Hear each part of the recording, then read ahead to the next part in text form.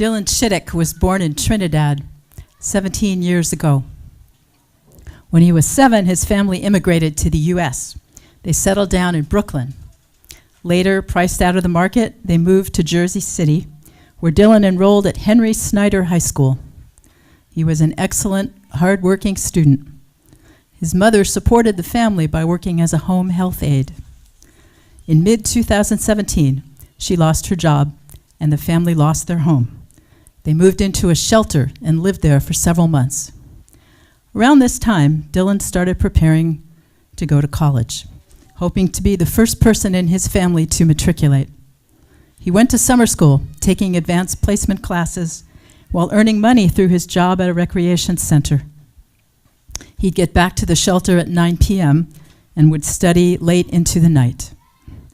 Eventually, assisted by Women Rising, a local organization that helps poor women and their families, Dylan and his family were able to move into permanent housing. That winter, he sent in his college applications. He's now received acceptances from 17 schools, but is waiting for an 18th from his first choice, the College of New Jersey, one of the best public institutions in the Northeast. The New York Times chose to profile Dylan Chittick this week. The same week, the paper broke the story of a massive college admissions scandal in which dozens of wealthy parents paid millions of dollars in bribes to get their kids into elite schools. By now, the details of this case are familiar. I don't need to dwell on them. Many have responded to this disturbing story by deploring the competitive mania to get into top schools that now consumes the lives of so many adolescents and parents. Some have focused on how bright, deserving students like Dylan, who have to struggle to make it on their own, have reacted to the scandal of people buying their way into college. Others have been fascinated by the idea that members of the privileged elite, whose children already enjoy a huge advantage in the college admissions system, chose to game the system even further. And some have explored the unfairness already inherent in the system, even when nobody breaks the law, as these parents allegedly did. I want to look at this story from another angle. Among those charged with federal crimes in the admissions scandal were several Jews, business leaders and professionals, some involved in the Jewish community and in synagogues. One comes from a wealthy Iranian Jewish family in Southern California, whose name is attached to the JCC of Orange County. Another, the American Lawyer's 2018 Dealmaker of the Year, was recorded on a wiretap saying, "To be honest, I'm not worried about the moral issue here." So aside from being a disheartening story about the rapacious culture of college admissions, this is also one of many stories in recent years detailing the bad behavior of prominent Jews. Don't misunderstand me. Most of those involved in this scandal were not Jewish, and I'm not suggesting that Jews are especially at fault here. But whenever there are Jews in the news for other than positive reasons, the discomfort is heightened for us. So let's look at this phenomenon of Jews who engage in unethical behavior through a Jewish lens. How is it viewed by our tradition? What does it mean for us? What can we do when it shows up in the headlines other than cringe? We begin with a short, painful journey through some recent scandals that involved members of our tribe. The most notorious is now a decade old, but it still haunts our communal memory. Bernie Madoff, former trustee of Yeshiva University, convicted of operating a massive Ponzi scheme, the largest financial fraud in U.S. history, who defrauded his investors of billions of dollars. Back in 2002, there was Andrew Fastow, convicted felon and former CFO of Enron.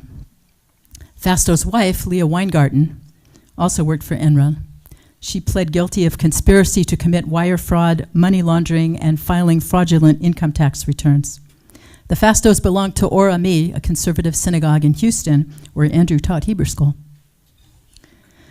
Then there's William Rapfogel, leader of the Metropolitan Council on Jewish Poverty, one of New York City's largest social service agencies, who over 2 decades looted that charity of more than $9 million, convicted in 2014 of grand larceny, money laundering, and tax fraud. His predecessor, David Cohen, and former CFO Herb Friedman also pled guilty in this scheme.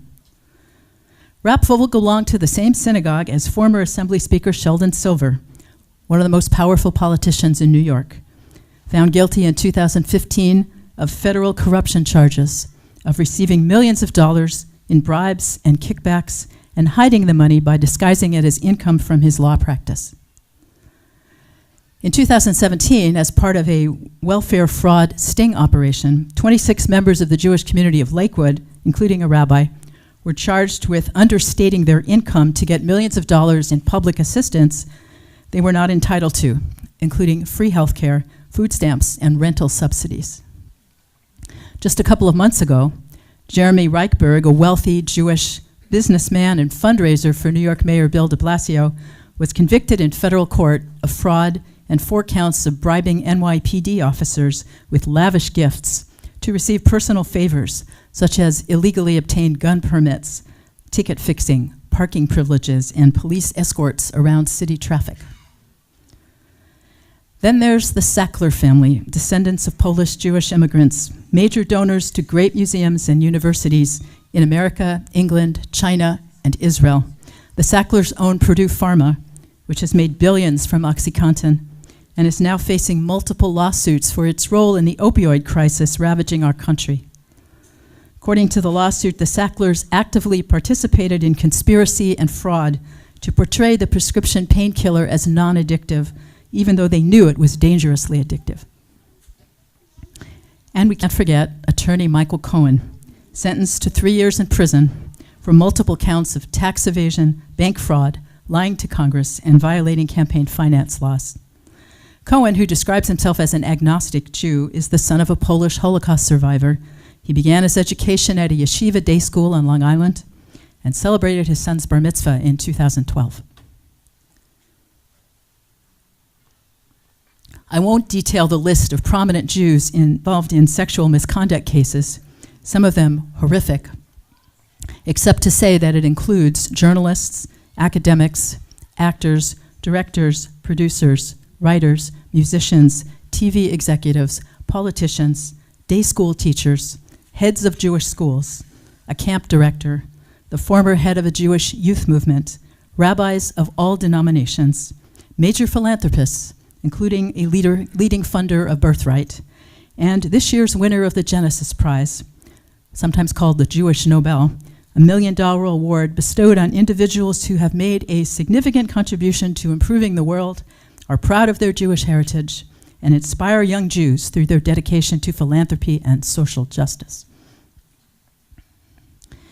In 1952, Bernard Malamud, an American Jew, published a poignant novel about the American dream. He was a Fabrenta baseball fan, and he chose to build his novel around baseball. He called it The Natural, because in it he tells the story of Roy Hobbs, a teenage natural at baseball, who wants to be the greatest in the game. Roy works his way up from back pasture hometown games to trying out for the National League, and eventually a playoff game for the pennant. Malamud's real purpose was to tell us something about our culture, about competition, ambition, and the American obsession with winning, about the corrosion of values and the corruption of the rules of the game. Near the climax of the book, Roy Hobbs is found to have taken a bribe to throw a game. Distraught at the idea of his hero selling out, a young boy turns to Roy and says, "Say it ain't so." In response, Roy can only weep. When public figures, especially those who are admired and respected, act unethically, the damage is profound. Repeated acts of betrayal of trust engender a sense of bitter cynicism that affects all of us. But it especially hurts young people, eroding their faith in the rules, institutions, and virtues on which shared society is built. Teaching young men and women that the world is a dirty place, that sooner or later everyone cheats, that the rules are for suckers. When Jews in the public eye lie and cheat and prey on the vulnerable, there's an additional level of damage. The tradition calls it Chilul Hashem, desecrating the name of God. For each of us, made in the divine image, shames our Creator when we act immorally. And since each of us also represents Judaism and the Jewish people in the larger world, our behavior shapes others' perceptions of Jews and the Jewish faith. Worst of all is the hurt caused by unethical Jewish community leaders, for they engender contempt not only for themselves, but for the Torah they embody and the God they serve. As the Talmud taught long ago, let the love of God be spread through your actions. If a person studies and helps others to do so, if one's business activities are decent, honest, and trustworthy, what do people say? Have you seen the behavior of one who studies Torah? How beautiful. What a fine person. But as for a person who studies Torah, but whose business activities are indecent and dishonest, and who treats people badly, what do people say? How destructive are his deeds? How ugly are his ways? Here's how we might understand this ancient teaching of our tradition. Each of us who enjoys the trust of another, and that includes not just communal leaders, but teachers, spouses, parents, grandparents, and friends. Each of us is an ambassador for goodness in this world. When we behave improperly, we convey the message that goodness doesn't matter, that it's irrelevant, a platitude to which we give lip service and nothing more, a fairy tale that can't survive in the real world. But when we act properly, decently, honestly, and fairly, we send the opposite message, that goodness is possible, that it's real, that you can make it the foundation of your life. So the recent college admissions scandal, like all of the cringe-worthy scandals before it, is an opportunity, not just to cringe and feel uncomfortable, and not to gloat over the fall of the rich and the mighty. For our tradition emphasizes that we are all vulnerable to temptation, and none of us should ever feel arrogant, overconfident of our own virtue. It's an opportunity for self-reflection, both as a community and as individuals. How do we talk to the kids in our lives about success, about the importance of winning, and how we define what it is to be a winner in this world? Is life a race with limited spots at the top? Or is life about loving our neighbor and lifting up the community around us? Do we use the news as an opportunity to talk about those who put profit before moral principles? How do we convey our true priorities in life and our aspirations for our kids? Do we care as much about cultivating in them the qualities that create strong, lasting relationships? Patience, generosity, kindness, empathy, loyalty, as we do about prepping them for a top college and a lucrative career? And if we do care, how much thought and effort do we devote to shaping their character? Do we teach our kids that just because you can get away with something doesn't mean that you should? And do we clearly explain why not? Do we truly teach and model the importance of scrupulous honesty, fairness, and hard work? How do we really feel about padding the resume, puffing the self-presentation, pulling any strings we can, or parental editing of the admissions essay? Our kids are growing up in a community that values intelligence and quick wits, the ability to solve problems and see all the angles. Do we tell them that brains aren't everything? What's important is using your brain to do good, and help them discover how to use their own gifts in service to the good? Do we teach and model self-respect and respect for others, whatever their position in society? Do we believe and demonstrate through personal behavior that having power and privilege entails special responsibility to others? That, as President Kennedy said, of those to whom much is given, much is required. Do we teach and really believe, and this may be the hardest of all, that our kids are special and precious and beloved to us. But in the larger scheme of things, they are not so special at all. No more entitled to the good things of life than a kid like Dylan Chittick or any other kid in the world. Of course, we love our kids, but how do we convey that love? And what messages are we sending, intentionally or not, about the values we hold and the virtues we practice? These are the conversations we should be having in our synagogues and public spaces, and especially in our homes and families. Because if we're not crystal clear about saying and demonstrating what we believe, then we leave a vacuum, and the vacuum will be filled by our culture.